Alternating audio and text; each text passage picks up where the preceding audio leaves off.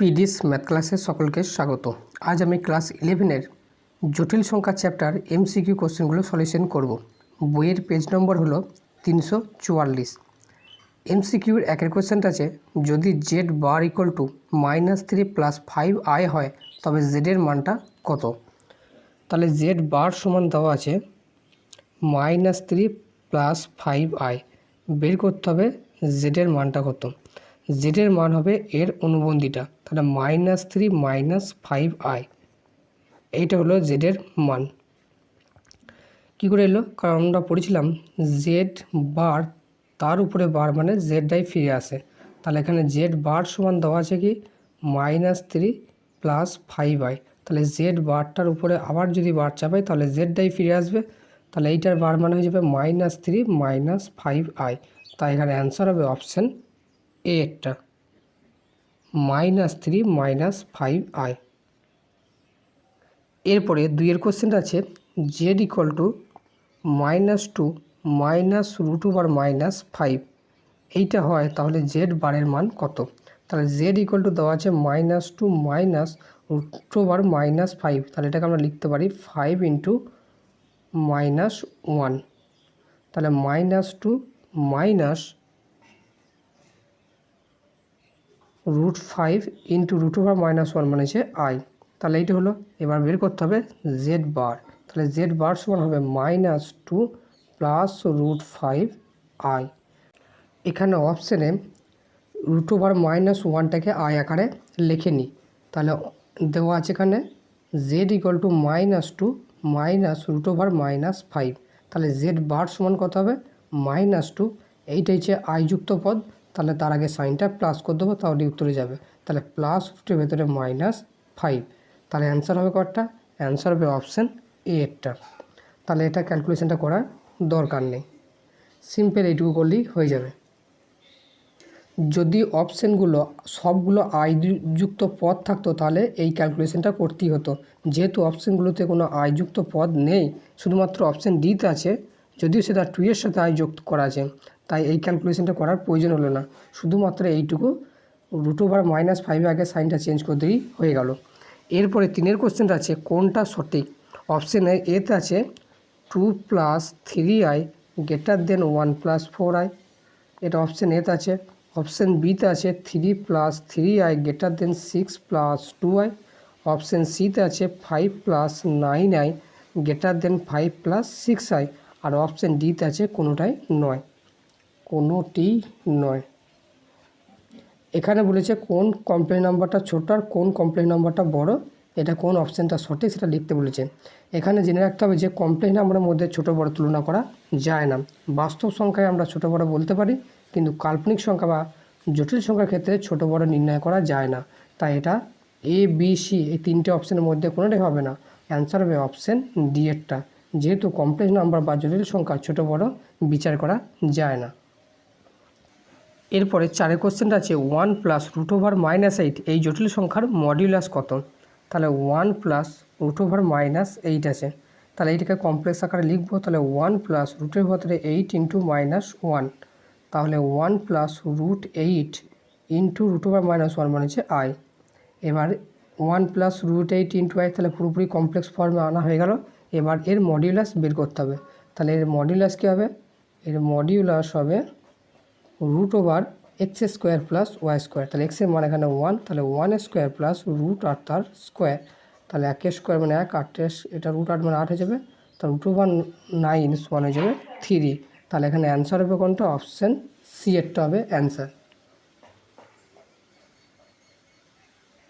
5-এর কোশ্চেনটা আছে, জেড একটা জটিল সংখ্যার মডুলাস তার হচ্ছে 3 এবং অ্যাম্পলিটিউডটা দেওয়া আছে -π/4, তাহলে জেডের মডুলাস অ্যাম্পলিটিউড আকার কী হবে?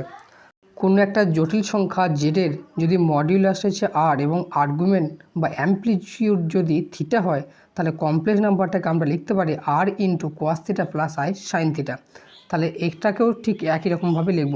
এখানে আর এর মান কত আছে 3 মডুলাস এবং থিটার মান কত আছে -π/4, তাহলে জেড কমপ্লেক্স নাম্বারে কী হবে? তাহলে জেড ইকুয়ালটা আমরা লিখতে পারি আর এর জায়গায় 3 cos θ, এবার কসের কত আছে থিটার মান -π/4 + i sin -π/4, এবার কসের মাইনাস হজম করার ক্ষমতা আছে, তাহলে 3 ইন্টু কস π/4 আর সাইনের মাইনাসটা আগে চলে আসবে মাইনাস আই সাইন π/4।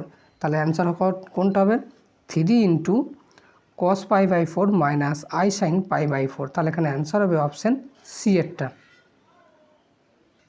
এরপরে 6 কোশ্চেনটা আছে জেড ইকুয়াল টু -2 এই জটিল সংখ্যার অ্যামপ্লিচিউড কত। এখানে কমপ্লেক্স নাম্বারটা আছে কত -2, তাহলে -2কে আমরা লিখতে পারি -2 প্লাস 0 ইন্টু আই। তাহলে এই সংখ্যাটার রিয়েল পার্ট হচ্ছে -2 আর ইমাজিনারি পার্ট হচ্ছে 0। তাহলে এটাকে আমরা বসাবো। তাহলে এখানে রিয়েল পার্ট আছে -2, তাহলে এক্স বরাবর রিয়েল পার্ট, তাহলে 1 2 -2 আর ওয়াই বরাবর 0, তার মানে এখানে বিন্দুটা এইখানেই হবে। তাহলে এইটা হলো -2 প্লাস 0y। তাহলে এবার দেখতে হবে তার আর্গুমেন্ট মানে কি এক্স অক্ষের ধনাত্মক দিকের সঙ্গে যে কোণটা উৎপন্ন করে সেটাকেই বলা হয় তার আর্গুমেন্ট বা অ্যামপ্লিচিউড। তাহলে এখান থেকে এর অ্যাঙ্গেল কতটা হবে, টোটাল হবে পাই। তাই এখানে এর অ্যামপ্লিচিউড কত হবে, তাহলে এএমপি অ্যামপ্লিচিউড অফ জেড বা অ্যামপ্লিচিউড অফ -2 এটা হবে কত পাই। তাহলে এখানে অ্যান্সার হলো কতটা, এখানে অ্যান্সার হবে অপশান এরটা। এই অ্যামপ্লিচিউডের কোশ্চেনগুলো জিওমেট্রিক্যালি ছবি এঁকেও করা যায়, আবার সূত্র দিয়ে থিটা সমান ট্যান ইনভার্স y/x এই নিয়মেও করা যায়। এরপরে 7 কোশ্চেন আছে জেড ইকুয়াল টু 3i। এই কমপ্লেক্স নাম্বারটা আর্গুমেন্ট বের করতে হবে। তাহলে জেড ইকুয়াল টু 3i মানে কত, Z equal to 0 plus 3i লেখা যায়। তাহলে তার রিয়েল পার্ট হচ্ছে 0 আর ইমাজিনারি পার্ট হচ্ছে 3। তাহলে এখানে জিওমেট্রি করলে কী হবে, এক্সের পার্ট হচ্ছে 0, তার মানে এখানেই থাকবে, আর ওয়াই পার্টটা হচ্ছে 3, উপর দিকে 3 ঘর যাবে। তাহলে এইখানে বিন্দুটা হলো, তাহলে এইটা হলো কমপ্লেক্স নাম্বারটা। তাহলে এক্স অক্ষের ধনাত্মক দিকের সঙ্গে কত অ্যাঙ্গেল করছে, 90/π/2 অ্যাঙ্গেল করছে। তাই এর অ্যান্সার হবে কত, তাহলে এখানে আমরা লিখতে পারি অ্যামপ্লিচিউড অফ জেড, এর অ্যামপ্লিচিউড হবে π/2। তাহলে এর অ্যান্সার হবে কতটা, অ্যান্সার হবে অপশান বি এরটা π/2। এরপরে 8 কোশ্চেন আছে, বলছে যদি এক্স ও ওয়াই বাস্তব এবং এক্স প্লাস আইওয়াই ইকুয়াল টু 0 হয় তাহলে 4টে অপশানের মধ্যে কোনটা হবে। তাহলে এক্স প্লাস আইওয়াই একটা কমপ্লেক্স নাম্বার যার ভ্যালুটা হচ্ছে 0। তাহলে এইটা 0 লিখে হবে, তার এক্স পার্টটাও 0 হতে হবে, ওয়াই পার্টটাও 0 হতে হবে। তাহলে এক্স এর মানটাও 0 হতে হবে, ওয়াই মানটাও 0 হতে হবে, তবেই টোটাল কমপ্লেক্স নাম্বারটা 0 হয়ে যাবে। তাহলে এটা মিলছে অপশান ডি এর সাথে, তাই এখানে অ্যান্সার হবে অপশান ডি। এরপরে 9 কোশ্চেনটা আছে 1/i এর অ্যামপ্লিচিউড কত। তাহলে 1/i, তাহলে এখানে আইটাকে উপর থেকে নিচে থেকে তুলতে হবে।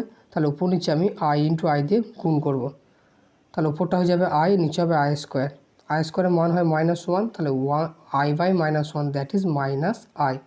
এবার -iকে আমরা লিখতে পারি, তাহলে জেড ইকুয়াল টু হলো -i।